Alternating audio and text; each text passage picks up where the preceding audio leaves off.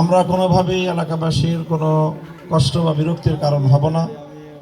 খুবই সংক্ষিপ্তভাবে আমরা আপনাদের সাথে আজকের এই উঠোন বৈঠকে আমাদের মত বিনিময় এবং আমাদের কথাগুলো আমি আপনাদের সামনে সংক্ষেপে উপস্থাপন করব। সম্মানিত উপস্থিতি, আমি 1973 সালের শেষ দিকে আমাকে আল্লাহ দুনিয়াতে পাঠিয়েছেন।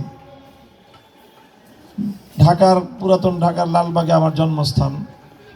তবে 1986 সাল থেকে অর্থাৎ আমি আমার শৈশবেই মোহাম্মদপুরে এসেছি এবং 1980 সাল থেকে আজ 2025 40 বছর এই মোহাম্মদপুরের মাটি মানুষের সাথে, মোহাম্মদপুরের বাতাসে, এখানকার পরিবেশে আমার বেড়ে ওঠা।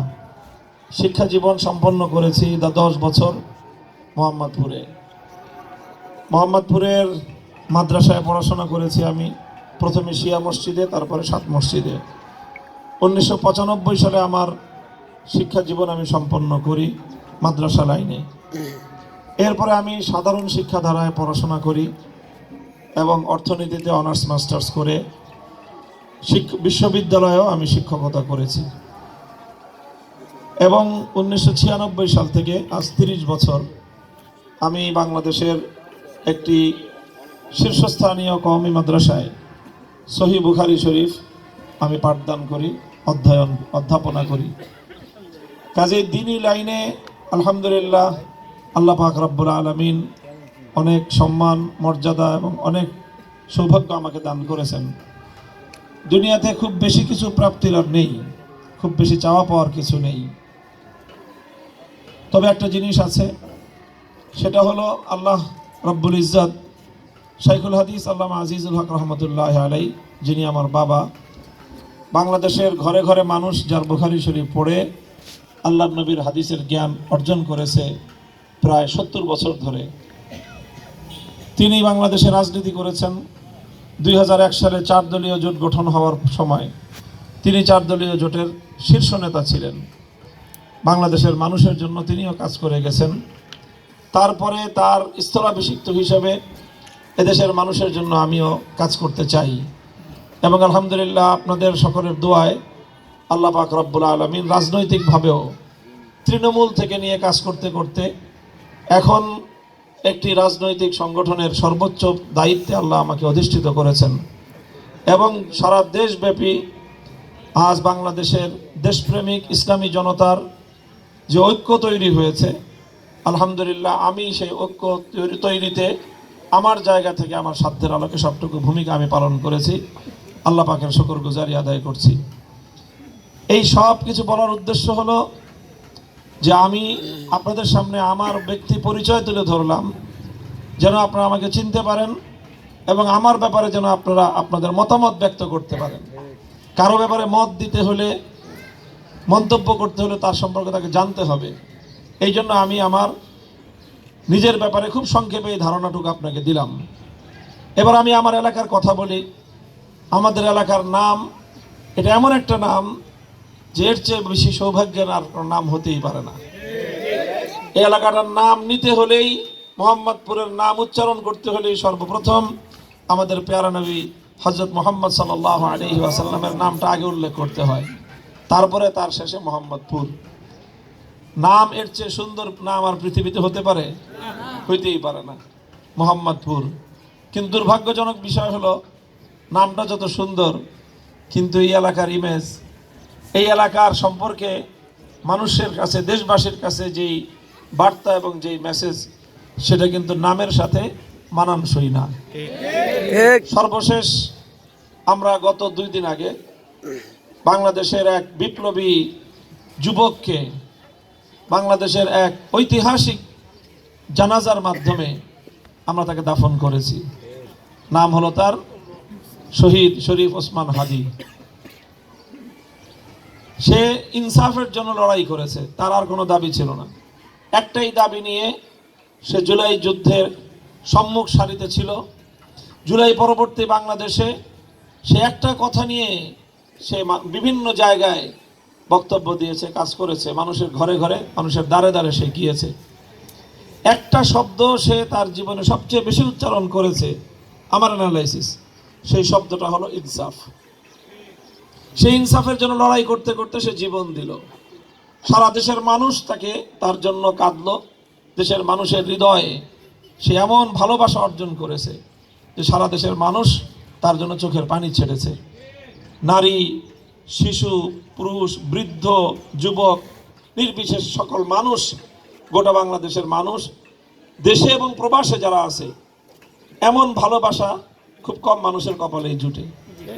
এরকম একজন মানুষ যখনই তাকে গত 12ই ডিসেম্বর গুলি করা হলো তার মাথায়, নামটা চলে আসলো মিডিয়াতে, সেই ঘৃণিত দুষ্কৃতিকারী আততায়ী সন্ত্রাসীর এই গুলিকারী খুনি তার নামের সঙ্গে যখন তার পরিচয় আসলো, সে কোন এলাকায় থাকে? আদাবর মোহাম্মদপুর। এই হলো তথ্য। এই তথ্যটা বাংলাদেশে আমাদের এই এলাকা সম্পর্কে ভালো কোনো বার্তা দেয় না। এই এলাকার মানুষ সম্পর্কে জানলেই মানুষের মধ্যে একটা আতঙ্ক তৈরি হয়। ওরে বাপরে বাপ, মোহাম্মদপুর মানে হলো সন্ত্রাসের ভয়াল রাজত্ব। মানুষের মনের মধ্যে একটা আতঙ্ক দানা বাঁধে। মোহাম্মদপুর মানে হলো কিশোর গ্যাং। মোহাম্মদপুরের একেবারে সেই বেরিবাদের সুইচ গেট থেকে শুরু করে রায়ের বাজার পর্যন্ত গোটা এলাকা এটা একটা মাদকের স্বর্গরাজ্যে পরিণত হয়েছে। আমি একটা কথা প্রশ্ন করি, এই যে কিশোর যারা 15 বছর, 16 বছর, 17 বছর, যাদেরকে আজকে সমাজ গ্যাং বলে, এই কিশোররা কি মায়ের পেট থেকে গ্যাং হয়ে সন্ত্রাসী হয়ে জন্ম নিয়েছে? এরা কি মায়ের পেট থেকে মাদক কারবারি হয়ে বের হয়ে আসছে? এরা তো আল্লাহ পাক রব্বুল আলামিন এদেরকে নিষ্পাপ মাসুম বাচ্চা হিসেবেই তাদেরকে আল্লাহ দুনিয়াতে পাঠিয়েছিলেন। কে এদেরকে সন্ত্রাসী বানালো? কারা এদের হাতে অস্ত্র তুলে দিল? এদের মাধ্যমে চোরাচালান কারবারি কারা করে? কারা এদের হাতে মাদকের পুটলি তুলে দিয়ে, বাবার হিরোইন তুলে দিয়ে সমাজটাকে নরকে পরিণত করলো কারা?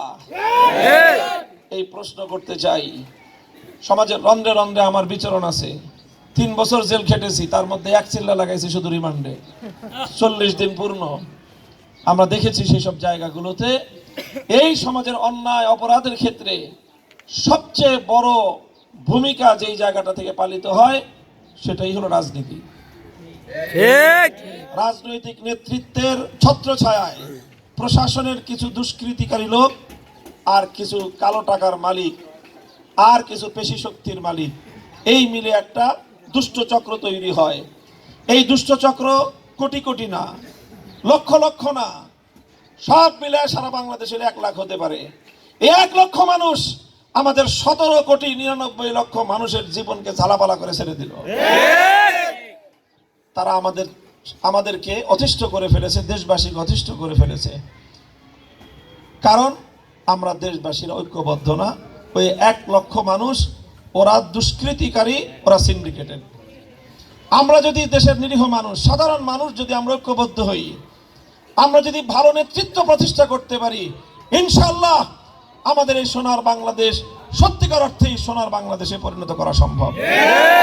আমি আত্মবিশ্বাসী, আমার কনফিডেন্স আছে।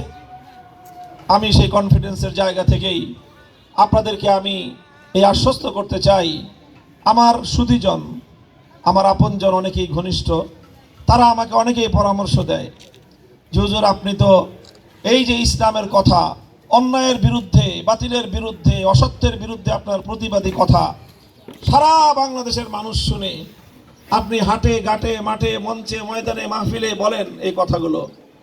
এই কথাগুলো এখন মাঠে ময়দানে বলার পাশাপাশি পার্লামেন্টে বলা দরকার। হযরত মাওলানা দেলোয়ার হোসেন সাঈদী রহমতুল্লাহ আলাইহি যেভাবে সারা দেশে কোরআনের কথা বলতে বলতে জীবনের শেষ প্রান্তে এসে তিনি ওই কথাগুলো গিয়ে পার্লামেন্টে বলেছিলেন, গোটা পার্লামেন্ট তার বক্তব্যে থরথর করে কেঁপে উঠেছিল। আজ সেই কোরআনের পাখি আল্লামা সাঈদী রহমতুল্লাহ আলাইহিকে নির্মমভাবে শহীদ করা হয়েছে। আমরাও তখন কারাগারে ছিলাম। তো যাই হোক, তারা চলে গেছেন, আমাদের পূর্বসূরীরা, তারা গিয়ে তাদের অসমাপ্ত কাজ আমাদের হাতে রেখে গেছেন সম্পন্ন করার জন্য।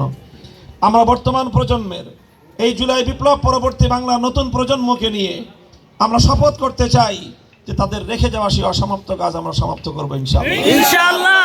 শরীফ ওসমান হাদিরা যে স্বপ্ন দেখে গিয়েছে, ইনশাআল্লাহ সেই সোনার বাংলাদেশ, ইনসাফের বাংলাদেশ আমরা তৈরি করবো ইনশাআল্লাহ।